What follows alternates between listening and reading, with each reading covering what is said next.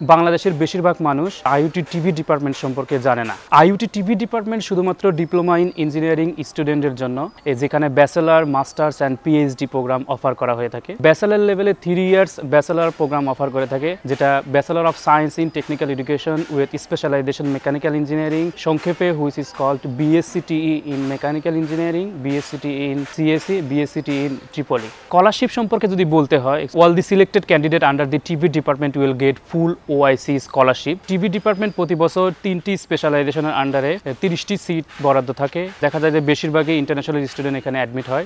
30টা সিটের ভিতরে 20 জন international student এবং 10 জন বাংলাদেশি স্টুডেন্ট থাকে। কখনো কখনো এটা কম বেশি হতে পারে, তাহলে এটা ডিপেন্ড করে আইইউটি অথরিটির উপর। আইইউটিতে চান্স পাওয়া অনেকটা টাফ, হিউজ স্টুডেন্ট এখানে অ্যাপ্লাই করে, but if you be a most talented student with high GPA there is a possible to chance. Actually admission requirements বলতে গেলে আপনারা ওয়েবসাইটে গেলেই সবকিছু দেখতে পারবেন। সেখানে পরিষ্কারভাবে মেনশন করা আছে, the candidate must have 3 to 4 years diploma in engineering or technology with minimum CGPA 3.25 out of 4। এই সিজিপিএ দিয়ে তুমি অ্যাপ্লাই করতে পারবা, but you will never get a chance. যদি চান্স পেতে চাও তাহলে শোনো, তোমাকে must be high CGPA achieve করতে হবে, সেটা ডিপ্লোমা ইন ইঞ্জিনিয়ারিং এ। নর্মালি গত বছরের স্ট্যাটিস্টিক্যালি যদি আমরা বলি, তাহলে most of the student chance পেয়েছে 3.9 on up, SSC with science background, GPA 5, golden A+. These two things are compulsory, but additional things are teaching experience. If you have teaching experience, it's good for you, and English proficiency certificate like IELTS, SAT, TOEFL, etc.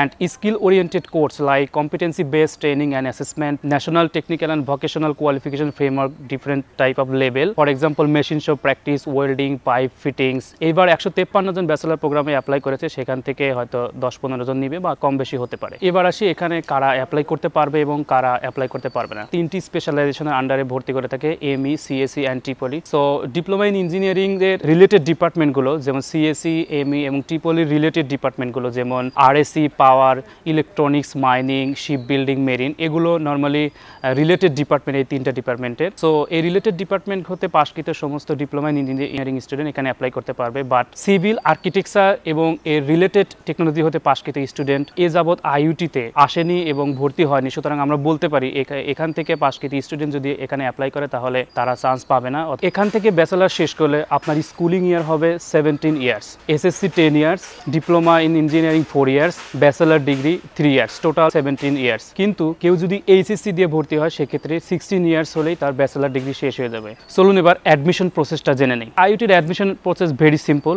IUT admission নোটিশে সবকিছুই বিস্তারিতভাবে বলা থাকে। So নির্ধারিত টাইমের মধ্যে 1200 টাকা application fee দিয়ে অনলাইনে ফর্ম ফিল আপ করতে হয় এবং এর সাথে SSC, diploma and others documents যে আছে সেগুলো স্ক্যান করে সাবমিট করতে হয়। দেন আইইউটি ওয়েবসাইটে অ্যাপ্লিকেন্ট লিস্ট শো করে। অ্যাকচুয়ালি এটা কিন্তু ডেডলাইন পার হওয়ার পরে এইচএসসি হতে যারা আইইউটিতে অ্যাপ্লাই করেছে তাদের অ্যাডমিশন টেস্ট হবে, বাট তোমাদের কোনো রেজাল্ট এখনও শো করবে না। যখন এইচএসসিদের ভর্তি প্রক্রিয়া শুরু হয় তখন তোমাদের ভাইবার জন্য মেইল করবে এবং পাশাপাশি ফোন কল পাবে। গতবার 200+ অ্যাপ্লিকেন্ট হতে 30 জন ভাইবার জন্য মেইল এবং ফোন কল পেয়েছিল, সেখান থেকে 10 জন ফাইনালি সিলেক্টেড হয়েছিল। ভাইবার রেজাল্টের 2 থেকে 3 সপ্তাহের ভিতরে প্রভিশনালি সিলেক্টেড ক্যান্ডিডেট লিস্ট পাওয়া যাবে এবং সেটা অফার লেটার সহ তোমাকে ফোন কল দিয়ে জানাবে। এরপর মেডিকেল টেস্ট বাবদ $100 তোমাকে দিতে হয়। মেডিকেল সেন্টারই সমস্ত টেস্ট করে থাকে। তারপর রেজিস্ট্রেশন প্রক্রিয়া শুরু হয়। রেজিস্ট্রেশন প্রক্রিয়া শুরু হওয়ার সাথে সাথে তোমার জন্য হলে সিট বরাদ্দ হবে। সেই সাথে খাতা, বালিশ, তোষক যদি বলি, এগুলো কিছুই তোমাকে আনতে হবে না, সবকিছু আইইউটি কর্তৃপক্ষ তোমাকে প্রোভাইড করবে। ভাইবা নিয়ে যদি কিছু বলতে হয়, প্রথমে বলবো ভাইবাতে আসলে ভয় পাওয়ার কিছু নাই, সবকিছু ইংরেজিতেই হবে। সো বেসিক কিছু বিষয় জেনে আসবা, যেমন introduce yourself, about your institution, district and departmental basic কোশ্চেনগুলো। এরপর your future plan, why do you want to study in IUT, about IUT, OIC. আশা করি এগুলো যদি ভালোভাবে প্রিপারেশন নিয়ে আসো, আশা করি ভাইবাতে তুমি ভালো করবে। ভাইবা হওয়ার পরে মোটামুটি 2 থেকে 3 সপ্তাহের ভিতরে তোমরা রেজাল্ট পেয়ে যাবে। ওয়ান থিং ইজ, ভাইবা বোর্ডে নর্মালি গত বছরে 3 জন বোর্ড মেম্বার ছিল, এর ভিতর 1 জন ইন্টারন্যাশনাল টিচার এবং 2 জন ন্যাশনাল টিচার ছিল। অ্যান্ড ভাইবার ডিউরেশনটা ছিল মোটামুটি 6 to 10 মিনিট। অবশ্যই এটা আইইউটিতে হয়েছিল।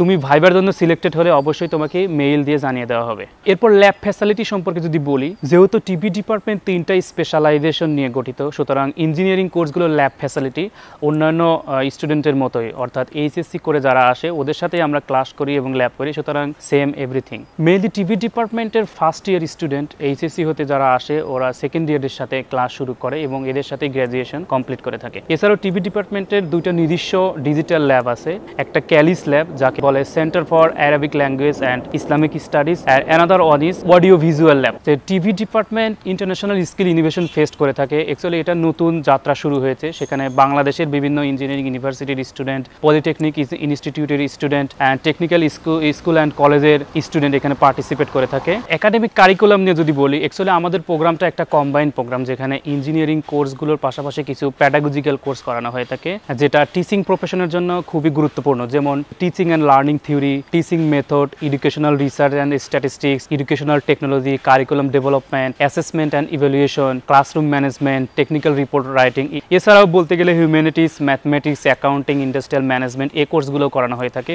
সেই সাথে কোর ইঞ্জিনিয়ারিং কোর্সগুলো তো অবশ্যই আছে, specialisation based. One important thing is pedagogical কোর্সগুলো করার কারণে অনেকে হয়তো ভাবেন যে প্রোগ্রামটা শুধু টিচিং প্রফেশনের জন্য, কিন্তু এটা সত্য নয়। এই প্রোগ্রামটাতে টিচিং এবং ইঞ্জিনিয়ারিং এর সমন্বয় ঘটানো হয়েছে, যা ক্যারিয়ার ফিল্ডকে আরও বিস্তার করে, ফলে টিচিং এবং ইঞ্জিনিয়ারিং উভয় ফিল্ডে জব পাওয়ার সুবর্ণ সুযোগ থাকে। একাডেমিক প্রেশারের কথা যদি বলি, ফার্স্টলি একাডেমিক প্রেশার হিউজ, প্রচুর প্যারায় থাকতে হয়। এই class test, quiz test, lab report সবসময় লেগেই থাকে। ফাইনাল ইয়ারে থিসিস, টেকনিক্যাল রিপোর্ট রাইটিং, এগুলোর জন্য একটু প্রেশার দেওয়া হয় আর কি টিচার থেকে। অ্যান্ড টিচার রিলেশনশিপের কথা যদি বলি, actually teacher are very friendly, স্যারদের সাথে যে কোনো বিষয়ে আলোচনা করা যায়। অ্যালুমনির কথা যদি বলি, যেহেতু বেশিরভাগ ইন্টারন্যাশনাল স্টুডেন্ট ভর্তি হয়, তাই বাংলাদেশি অ্যালুমনাই তুলনামূলকভাবে কম, বাট যে সকল অ্যালুমনাই আছে তারা সবাই ভালো পজিশনে আছে। যদি উদাহরণ হিসেবে বলি, বাংলাদেশ টেকনিক্যাল এডুকেশন বোর্ডের যে বর্তমান চেয়ারম্যান, তিনি IUT TV alumni.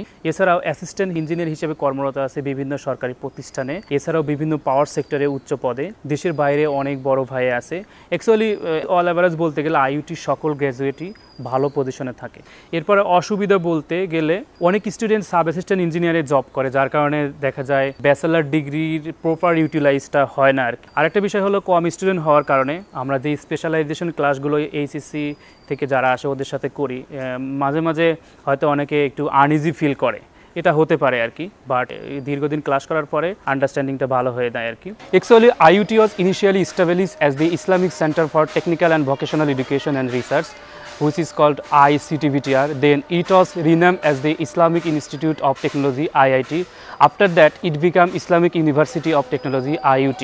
If you have further any question, so write in comment box, and don't forget to subscribe this channel and share with your friends. Thank you very much. Assalamu alaikum.